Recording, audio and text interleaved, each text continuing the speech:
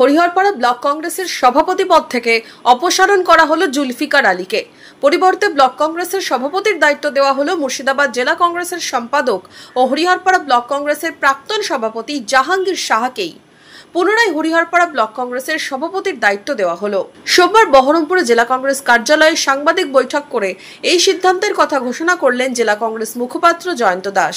Hariharpara block Congress সভাপতির পদ থেকে জুলফিকার আলীকে অপসারণ করা হলো অনির্দিষ্টকালের জন্য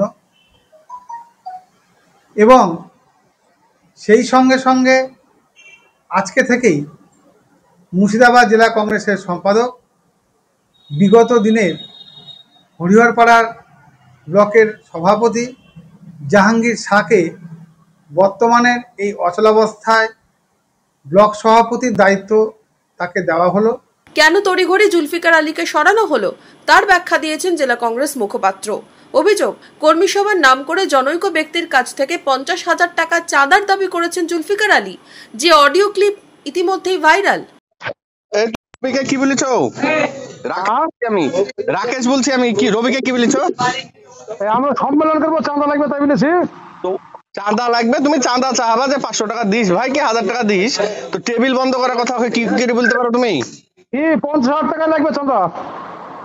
50,000 টাকা ভাবছো নাকি তুমি? কি আসে দেখে নিবি। ঠিক আছে বন্ধ করো। ঠিক আছে তুমি পারলে বন্ধ করো। আচ্ছা ঠিক আছে ভাই। ঠিক আছে তুমি বন্ধ করো। আচ্ছা ঠিক আছে ভাই। কংগ্রেস মুখপাত্রের দাবি, জুলফিকার আলীর এই বক্তব্যকে সমর্থন করে না মুর্শিদাবাদ জেলা কংগ্রেস। মুর্শিদাবাদ জেলা কংগ্রেস তার এই বক্তব্যকে সমর্থন করে না। যে অধীর চৌধুরীর নেতৃত্বে মুর্শিদাবাদ জেলা কংগ্রেস কিংবা সর্বভারতীয় কংগ্রেসে কোথাও কোনো মানুষের কাছ থেকে জোরপূর্বক টাকা আদায় কংগ্রেসের এটা নীতি নয়। উল্লেখ্য, 2024-এর 20 ডিসেম্বর হরিহরপাড়া ব্লক কংগ্রেস কমিটির সভাপতির পদ থেকে ইস্তফা দিয়েছিলেন জাহাঙ্গীর শাহ। ব্যক্তিগত কারণ দেখিয়ে দলের ব্লক সভাপতি ও যাবতীয় পদ থেকে পদত্যাগের কথা বলেছিলেন।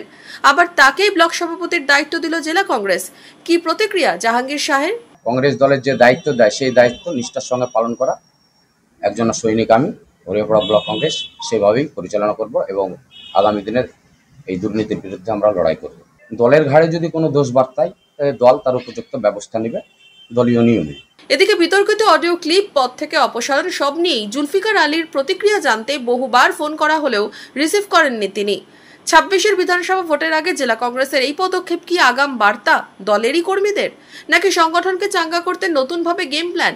উঠছে প্রশ্ন, চর্চা বাড়ছে রাজনৈতিক মহলে। Bureau report, Madhyabanga news.